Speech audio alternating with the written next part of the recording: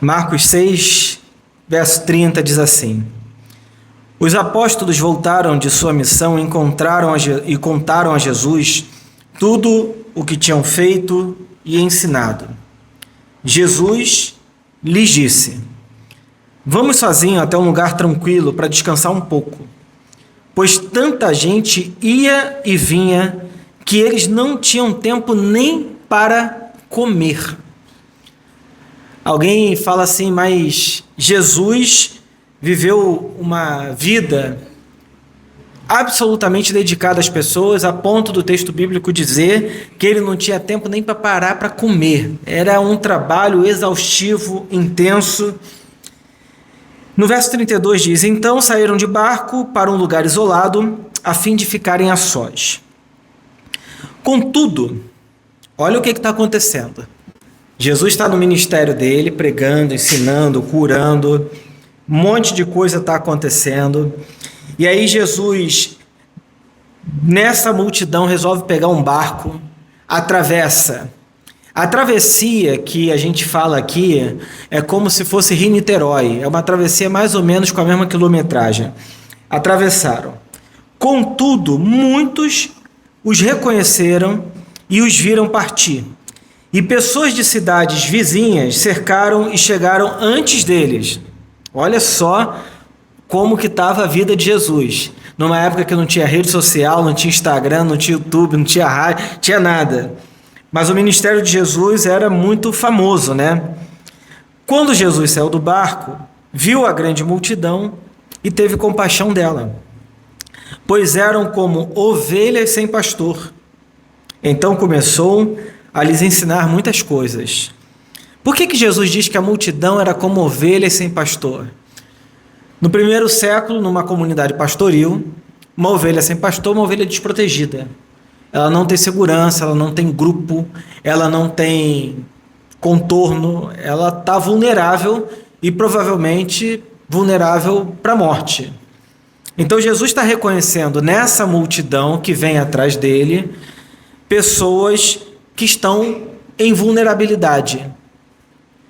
Ao entardecer, os discípulos foram até ele e disseram: Esse lugar é isolado e já está tarde.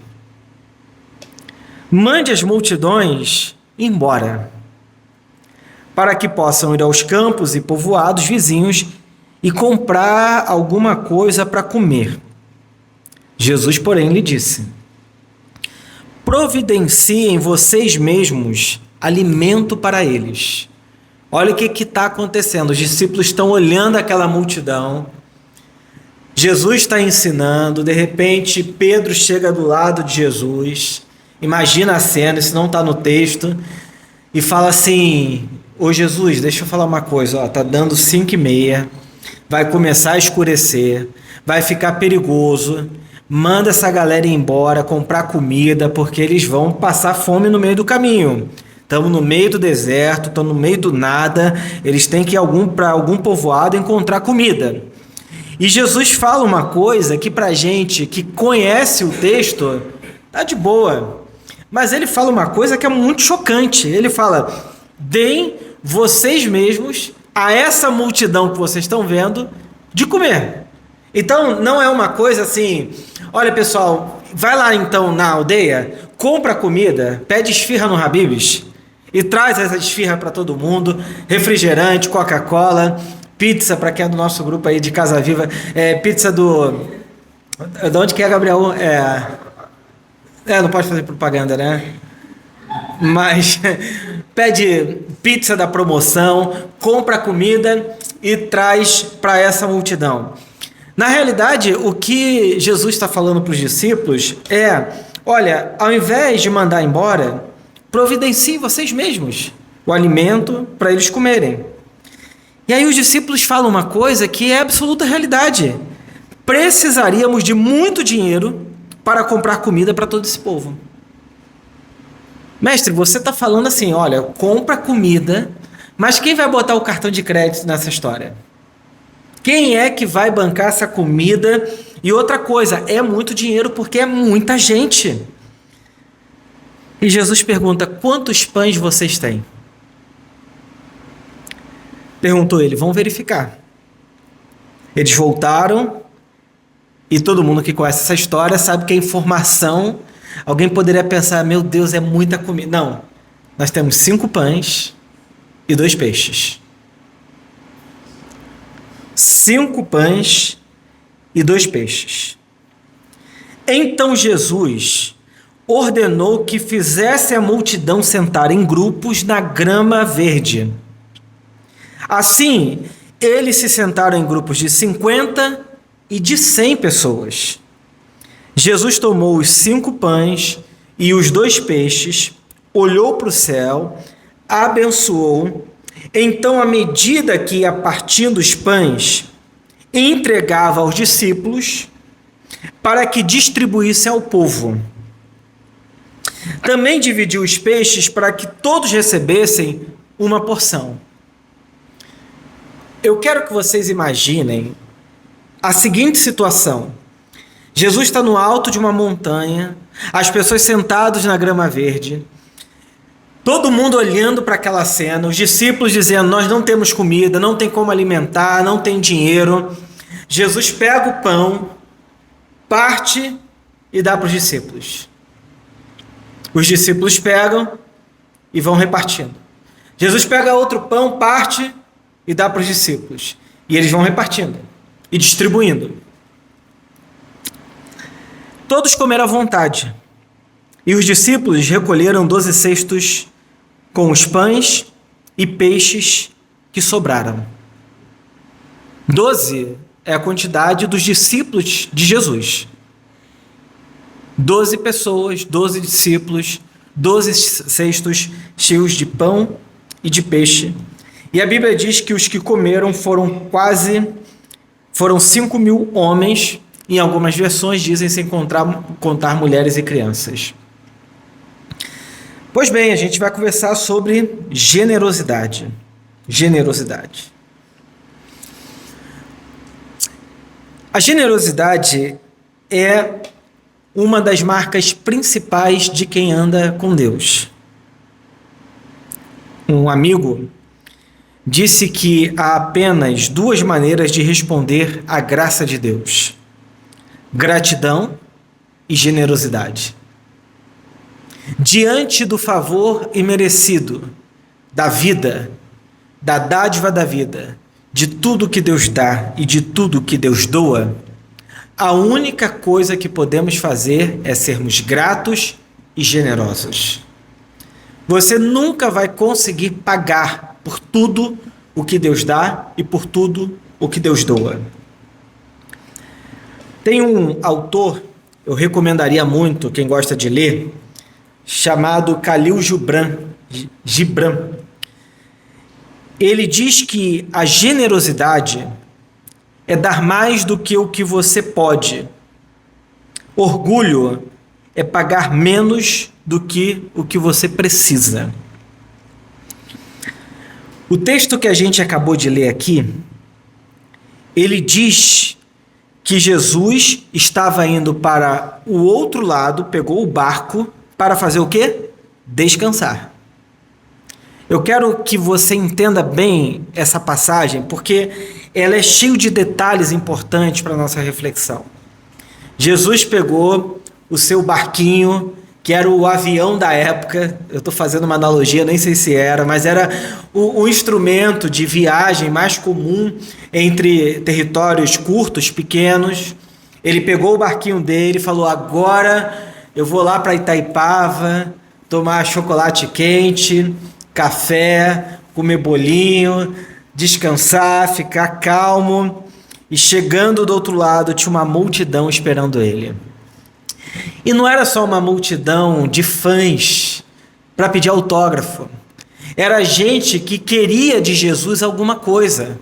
Porque a fama de Jesus é que ele estava curando, ensinando coisas tão diferentes,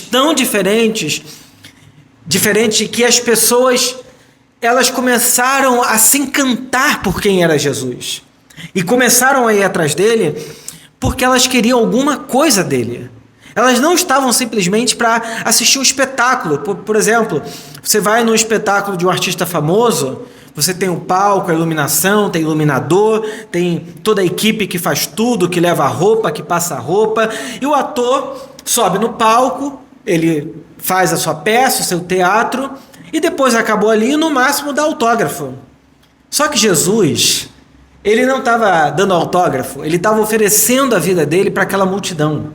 O tempo todo, as pessoas queriam não só ouvir dele, mas também traziam as suas demandas para ele, dizendo: mestre, meu filho está doente, o meu sobrinho está doente, a minha esposa, o meu marido, eu quero que você vá lá em casa, cura essa pessoa.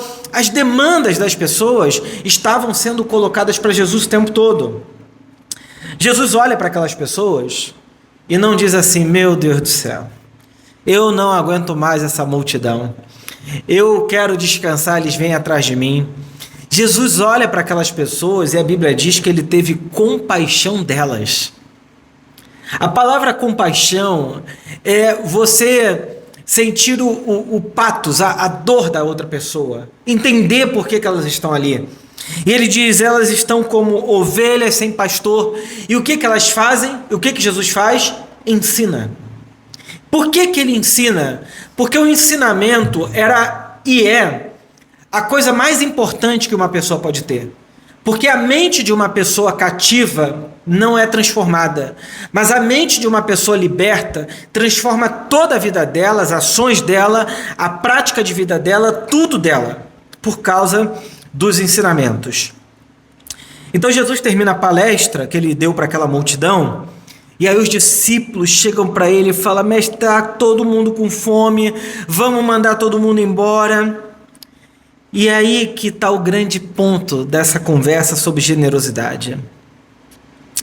O que vocês têm? O que vocês têm para oferecer para essa multidão? E Jesus pergunta, eles falam: 5 pães e 2 peixes. Essa frase me interpela muito. Deem vocês mesmos de comer a multidão. A gente adora pensar no milagre a partir da lógica quantitativa. 5.000 homens, sem contar mulheres e crianças, foram alimentados de pães e peixes. E a gente acha que o milagre está na multiplicação. Porque na nossa cabeça, que aprendeu que soma é o grande projeto de vida, porque a gente vive numa lógica de um mundo capitalista, em que você é pela quantidade que você consegue acumular ao longo da vida. Então, quem são os grandes famosos do mercado financeiro? São as pessoas que acumularam muito capital, que têm investido bilhões de dólares, bilhões de reais, milhões de reais. A nossa lógica do mundo atual é que ser abençoado é e tem a ver sempre com o que você acumula. Quanto você tem? E aí surgiu nos Estados Unidos e aqui no Brasil uma teologia chamada Teologia da Prosperidade, que diz pra gente que ser abençoado é ter de Deus quanto mais e mais, melhor. Então, quando alguém compra um carro novo, a pessoa da igreja diz: que bênção, que bênção, a sua vida está melhorando, e a gente fala: que bênção. E para a lógica do reino de Deus, eu posso dizer: talvez que bênção. Por quê? Porque na lógica do evangelho, o milagre não está no fato de eu acumular muito pão e muito peixe. Está no fato de que toda vez que Jesus levanta o pão para o alto, agradece a Deus, divide e dá para os discípulos, aqui que começa o conflito. Porque esses discípulos precisam confiar que repartindo o pão que receberam e distribuindo para o lado, eles não vão ficar sem e a multidão toda vai ser alimentada também. O milagre do texto bíblico aqui não está no final, está no começo. Porque no fundo, o nosso grande desafio é acreditar que dividindo, repartindo, eu não estou subtraindo do que eu tenho. Eu estou multiplicando do que Deus me dá. Na nossa cultura, se eu reparto do que tenho, eu fico sem. Mas na lógica do reino, se eu reparto do que tenho, eu multiplico. E isso é uma lógica do Evangelho. O milagre está exatamente aí. De no final da história nós vermos que na multiplicação eu vou repartindo, passando para o lado, e você imagina aquele grupo de 50, grupo de 100, todo mundo pegando o pão e pensando, será que vai chegar até mim aqui? Será que eu vou ter para mim aqui também? Ou será que se eu passar para o lado na minha vez eu vou ficar sem? Será que se eu pegar esse pão, dividir, e o José está com o pão olhando para o João e fala assim, João, será que eu dou esse pão? E aí o José pega, passa para o lado, aí de repente chega mais pão para ele, ele fala, ué, passa para o lado, aí chega mais pão para ele, ele fala, passa para o lado, e à medida que todo mundo vai repartindo do que Jesus está multiplicando aqui, a multidão inteira é alimentada. De modo que no final sobram 12 cestos cheios de pão e de peixe. Não existe a possibilidade da gente falar sobre generosidade sem falar sobre esse fluxo da lógica do Evangelho e do Reino de Deus, em que a lógica não está no acúmulo, a lógica está na multiplicação, no repartir, no dividir do que tem, para que o outro tenha e para que ninguém sinta falta de nada. A lógica do nosso mundo não é essa. O ganancioso, ele diz, se eu repartir eu fico sem. O avarento diz, se eu repartir eu já tenho tão pouco, ainda que tenha muito. A lógica de Jesus é, vamos ver se essa multidão entendeu o que eles acabaram de ouvir sobre o reino de Deus. E aí eu quero falar sobre 3 aspectos de uma pessoa generosa,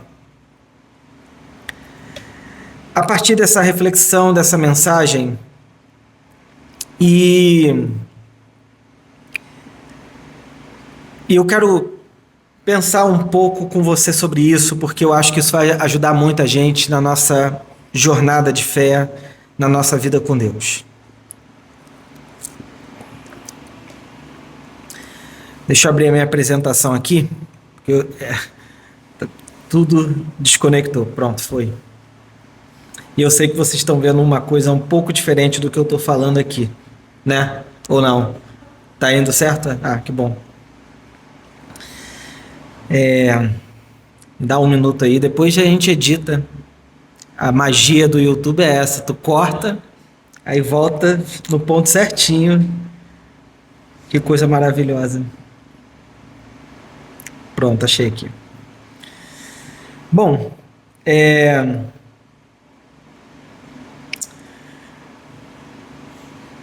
a primeira coisa que o texto bíblico nos ensina sobre a lógica da generosidade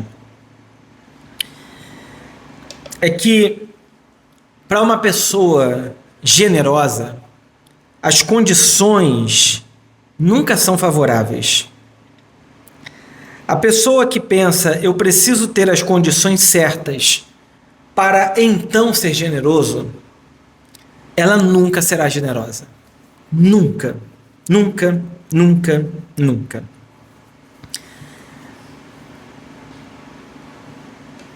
Quando Jesus chega e vê a multidão, tem compaixão delas, você tem 2 olhares sobre a mesma realidade.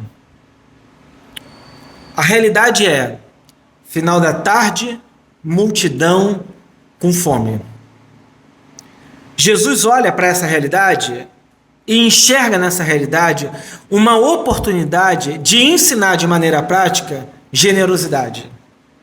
Os discípulos olham para essa realidade e diz, manda todo mundo embora. A realidade é a mesma. O contexto é o mesmo.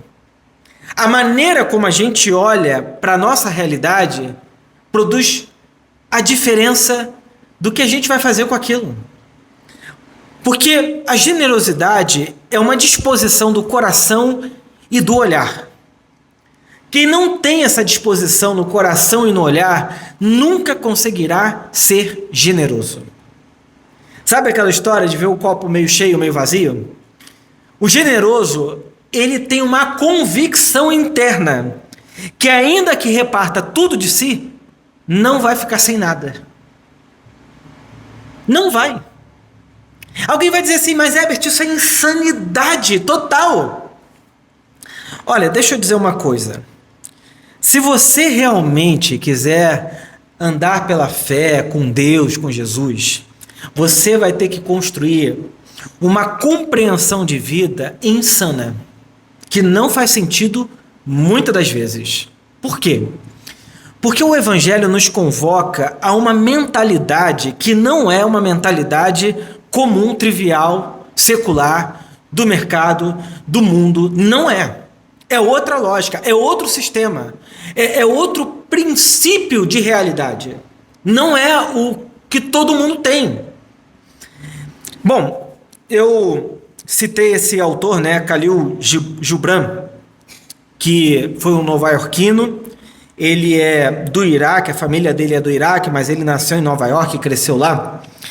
Ele tem textos maravilhosos, se você quiser conhecer, eu recomendaria muito. E ele tem um livrinho chamado O Profeta. Nesse livro, ele fala sobre generosidade, e eu queria ler um trecho desse livro com você. Ele diz assim, olha: então um homem rico disse, fala-nos das doações. E ele respondeu, vós pouco dais quando dais vossas posses. Apenas quando doais de vós próprios é que dais realmente. Pois é uma linguagem muito antiga esse dais, é difícil, né? Pois o que são vossas posses, senão coisas que guardais, por temerdes necessitá-las amanhã. E o amanhã, o que traz o amanhã para o cão prevenido que enterra ossos, a esmo nas areias, enquanto segue os peregrinos a caminho da cidade sagrada. E o que é o temor da necessidade, se não a própria necessidade? Não seria o temor da sede, quando o vosso poço está cheio, a sede insaciável? Aos que dão pouco do muito que têm, e fazem-no em troca de reconhecimento, e seu desejo oculto desmerece suas dádivas. E há os que pouco têm e tudo dão. São aqueles que acreditam na vida e na generosidade, e seus alforjes nunca estão vazios. Aos que dão de bom grado, e essa alegria é a sua recompensa. E aos que dão com pena, e essa pena é o seu batismo. E aos que dão e não sentem pena ao fazê-lo, tampouco buscam alegria ou virtude. Dão como a murta do vale, exala seu aroma no ar. Através de suas mãos, Deus fala, e em seus olhos ele sorri para o mundo. A lógica da pessoa generosa não é simplesmente dar. É isso que ele está dizendo. Porque não tem a ver com a quantidade que tem no banco e no bolso. Tem a ver com a disposição interna do coração. É dar de si. Tem uma parábola na Bíblia que conta bem essa história. Um cara ficou moribundo à beira do caminho, apanhou, sofreu, quase morto. Passa o sacerdote, levita, de largo e finge que não vê. Passa um samaritano, olha para aquele cara, leva para a hospedaria, paga a hospedaria dele, paga o tratamento dele e diz, se ele precisar de mais alguma coisa, pode contar comigo que eu vou cuidar desse cara. Ele não está dando o dinheiro, ele está dando de si. Dar de si é a atitude da pessoa generosa. Gente pragmática, como os discípulos, nunca será generoso, nunca será generosa. Os discípulos são pragmáticos, eles olham para a realidade, mandam embora, não vai ter comida, despede todo mundo e tchau. A realidade pragmática é essa. Gente pragmática não consegue ser generosa. A generosidade é a atitude de você suplantar, de você ir além das lógicas meritocráticas da vida, do que deve, do que não deve, do que posso, do que não posso. O texto de Provérbios, no capítulo 11, verso 25, diz que o generoso prosperará. Quem dá alívio aos outros, alívio também receberá. Eu estou trazendo essas coisas da prosperidade, da generosidade da Bíblia, porque não tem como você viver a vida de maneira pragmática, a partir só da matemática e ser generoso. Não funciona. Se você tentar viver assim, você nunca será uma pessoa generosa. Nunca. Nunca. Repito, nunca. Eu não estou falando de sair por aí fazendo insanidade. Eu estou falando de uma disposição de um coração generoso. Eu também não estou falando para você pegar tudo que tem e vender tudo, abrir mão de tudo. Também não é isso. Eu estou falando da disposição de um coração generoso. O generoso dá de si. O generoso, ele doa a partir do que ele tem e a partir do que ele é. Pois bem, a segunda coisa para uma pessoa generosa é que repartir não é diminuir, subtrair. Repartir é multiplicar. Por isso que Jesus fala para os discípulos: providenciem vocês mesmos alimento para eles. Tem gente que quer repartir, que quer resolver o problema do mundo com o dinheiro dos outros, com a vida dos outros, com o tempo dos outros, com o trabalho dos outros. É aquela pessoa que tem a solução para o mundo, mas que não levanta da cadeira do escritório.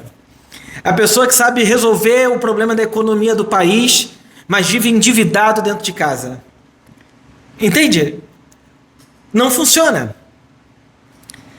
O que Jesus está ensinando aos discípulos dele é: olha, vocês têm que ser o exemplo, vocês têm que ser as pessoas que têm que demonstrar generosidade para essa multidão.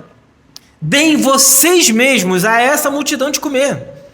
Saia da sua zona de conforto, como quem diz: olha, eu estou lavando as mãos, manda o discípulo, manda a multidão embora, porque eu não quero ter nada a ver com isso. E Jesus está falando: não dá para seguir a ele, Jesus, lavando as mãos e dizendo: isso não é comigo. Você tem que se envolver no problema. Você tem que se meter no problema. Tem gente que pensa assim: não, eu gosto de viver a minha vida com paz, tranquilidade. Olha, não faça nada, não se meta em nada, não tente resolver nenhum problema, não queira servir ninguém, não queira construir nada, não queira empreender nada. Aí você vai viver uma vida assim, zen, calma. Por outro lado, angustiada, porque se você bota a sua energia toda interna, você vive angústia. Vai viver em casa assistindo Netflix, no ar-condicionado, dizendo: para que serve a minha vida? Para nada, porque você vai entrar nesse mood. Agora, se você quiser ser uma pessoa generosa, você vai ter que lidar com problemas o tempo todo. Gostar disso, ter que resolver isso. Tem um provérbio chinês que diz assim: olha, um pouco de perfume sempre fica nas mãos de quem oferece flores. Um pouco de perfume sempre fica nas mãos de quem oferece flores. A lógica é: se você quiser aprender generosidade, um pouco desse perfume da generosidade vai ficar aí na sua mão. Você vai repartir, você vai dar de si, e isso atua em você. Por isso que eu quero te desafiar, porque isso me desafia também, a ser uma pessoa mais generosa, mais doadora, mais livre do poder da ganância, do dinheiro. Se você nunca doou, eu diria: comece o quanto antes. Se você diz: mas eu nunca fiz nada, bom, comece com pouco, mas comece. Eu diria ainda mais: doe antes de gastar. Doe antes de gastar. Tenha uma proporção específica de doação na sua vida. doe tempo para servir.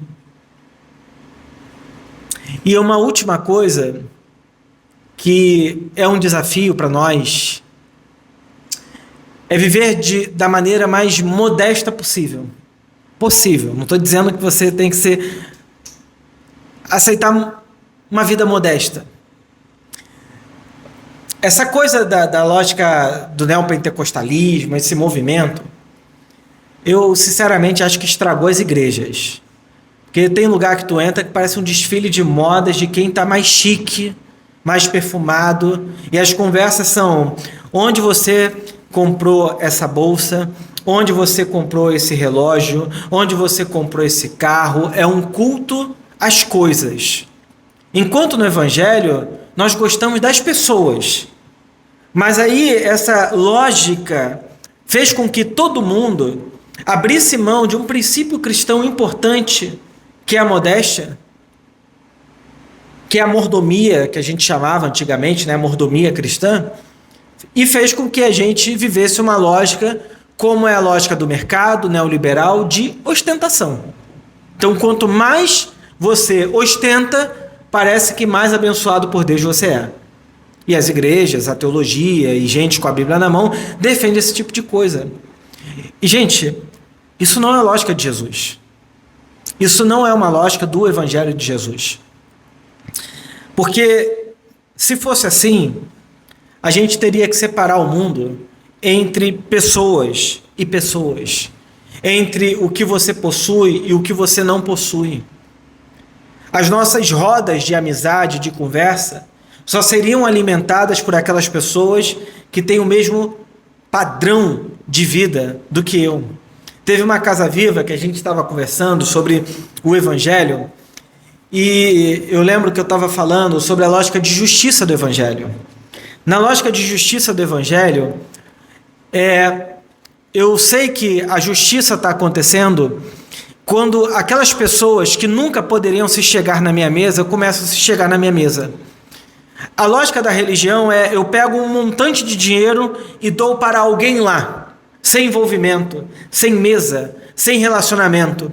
A lógica do Evangelho é eu quebrar essa barreira e aproximar aqueles que estavam distantes. Trazer para a minha mesa, para a minha roda de comunhão, para o meu relacionamento, aquelas pessoas que nunca poderiam fazer parte do meu relacionamento. As igrejas espalhadas pelo mundo são promotoras de ação social, produzem muita coisa, mas desde que esses que são beneficiados pela minha ajuda social estejam lá. Eles não vêm para cá. Eu não quero eles aqui na minha mesa. Eu não quero eles estragando o perfil da minha igreja. Eu não quero eles corrompendo o tipo de comunidade que eu tenho. Eu quero que aqui estejam só as pessoas com quem seja do meu grupo de iguais. Aquelas pessoas com quem eu converso. Aquelas pessoas que têm o mesmo nível de formação do que eu. Aquelas pessoas que viajam para os mesmos lugares que eu viajo. Aquelas pessoas que se parecem comigo. Só que o Evangelho, ele só tem alcance de verdade no coração da pessoa se de fato as barreiras de inimizade que a gente vai criando na sociedade e no mundo vão sendo diminuídas, a ponto de chegar um momento em que aqueles que eu tratava como aqueles, eu posso chamar de irmão e de irmã. Justiça para o Evangelho é uma redução das distâncias de pessoas que nunca se aproximariam de mim ou se aproximariam de outras pessoas. Eu fazer com que a distância seja tão curtinha que todo mundo aqui é igual diante de Deus e diante de nós também. O que eu estou dizendo é que a generosidade não é uma ação unilateral em que eu dou alguma coisa para alguém resolver um problema lá. Uma lógica generosa diminui as distâncias de pessoas que não poderiam se aproximar.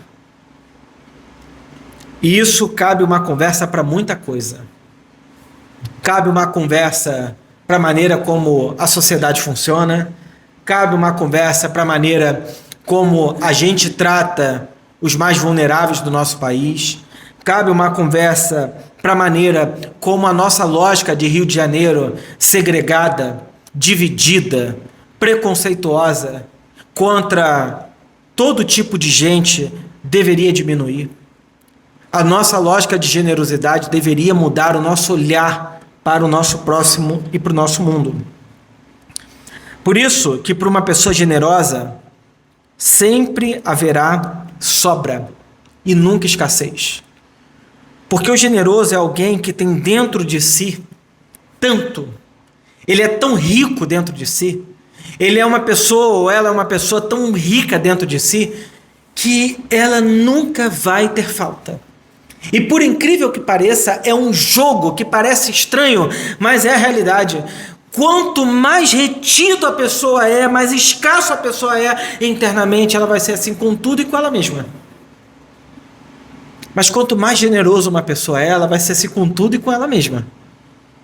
Porque o ser humano só é o que ele é internamente. O nosso olhar para a vida, a maneira de eu lidar com a vida, sempre nasce da nossa condição interna. Não em tudo, mas assim, eu estou dizendo nesse olhar nosso, né? A maneira como eu lido com a realidade. E por isso que o Evangelho é um desafio para o nosso coração. A Bíblia diz que por conta do nosso desejo de autonomia, de ser Deus, de construir torres de Babel, de construir um nome eterno, esse nosso narcisismo enorme, né, que quer tudo, ser tudo para todos, não quer doar nada, não quer dividir nada, ou quando doa, mantém o outro submetido porque não quer praticar justiça, então eu dou desde que ele fique menor do que eu, recebendo a vida toda, tudo que eu posso doar enquanto eu mantenho ele aqui pequeno. Na lógica do Evangelho, na lógica de Deus, esse mundo egoísta, esse mundo ganancioso, esse mundo avarento, esse mundo em que nós construímos uma realidade, uma sociedade, relações baseadas no poder, na diferenciação, no preconceito, no racismo. A gente vai mantendo todo mundo, eu sou santo, eu sou de Deus, eu sou alguém que Deus se agrada, e você... Não, você é diferente, você é pecador, você é terrível, você não é digno de estar aqui. A Bíblia lembra a gente que todos nós, sem exceção, temos um problema no nosso coração e por isso a gente precisa de um Salvador. E esse Salvador, chamado Jesus Cristo, a Bíblia diz que ele tendo tudo, ele viveu como se não tivesse nada. Ele se esvaziou, a Bíblia diz até a morte, e morte de cruz. E esse esvaziamento dele foi para que nós, por causa de Cristo, o apóstolo Paulo disse, fôssemos enriquecidos em tudo. Em tudo. Nós temos perdão, nós temos a graça de Deus, nós temos o favor de Deus sobre nós, e isso tudo para que a gente construa uma vida de relações generosas. Generosas. Por isso que eu gostaria de terminar sugerindo a você que orasse comigo, porque eu tenho que orar pedindo a Deus isso muitas vezes, porque a nossa tendência do coração é a inveja, a ganância, as inseguranças de que se eu abrir mão desse copinho, meu Deus, eu vou perder tudo, e não perde. É que Deus salve a gente dessa avareza, de modo que a gente confie somente em Deus. De modo que a gente olhe para Deus e diga, você é o meu Senhor e eu confio em Ti. Só em Ti. E aí, a gente vai encontrar uma vida de paz. Porque isso tudo que eu descrevi, da avareza, da inveja, tudo isso, produz uma vida de conflito, de insegurança, de medo, de noites mal dormidas. Pensa bem, gente. A gente não perde uma noite de sono porque tem guerra no Iraque. A gente perde uma noite de sono sem saber se vai ter como pagar as contas daquele mês. O que tira o nosso sono são coisas pragmáticas, igual os discípulos. E a gente fica tomado dessas ideias, dizendo, não vai ter como cuidar dessa multidão. Muitas das vezes, esse pensamento vai limitando a gente e roubando a nossa generosidade. E quando eu digo assim, tudo bem, eu tenho isso aqui hoje, obrigado, Senhor, e reparto, eu faço um desafio para todo mundo. Veja se vai faltar. Veja, faz um teste. Se faltar, eu mudo tudo que eu preguei e mudo tudo que eu acredito. Faz um teste. E esse não é um princípio para evangélico, católico, cristão, budista. Esse é um princípio de vida. Eu vi generosidade em gente pobre e generosidade em gente rica. Generosidade em pessoas com dificuldade, generosidade em pessoas que têm tudo. A generosidade é um princípio de vida que serve para qualquer ser humano nesse planeta Terra inteiro. E quem vive a partir dessa lógica, saiba de uma coisa, nunca vai te faltar. Sabe por quê? Porque o generoso, ele não é pobre internamente. O generoso, ele é rico internamente. E por isso ele nunca vive com o sentimento de que vai faltar. Não vai. Faça um teste. Se isso é princípio do evangelho, testa. Depois vê. Se não é, descarta tudo que eu estou falando, pega assim um copinho, joga no lixo e fala, isso aqui não serve. Mas se for, você vai ver o quanto de coisa maravilhosa isso acontece e produz na nossa vida. Porque tem coisas que a gente só vive testando, provando. A Bíblia diz, vinde, provai e vei que o Senhor é bom. Provai e vede, provai e vê. Você só vai entender perdão perdoando, você só vai entender amor amando, você só vai entender dar outra face dando outra face, você só entende generosidade sendo generoso. É assim, é ação e você vê o que acontece. Bom domingo a todos, uma boa semana e que Deus nos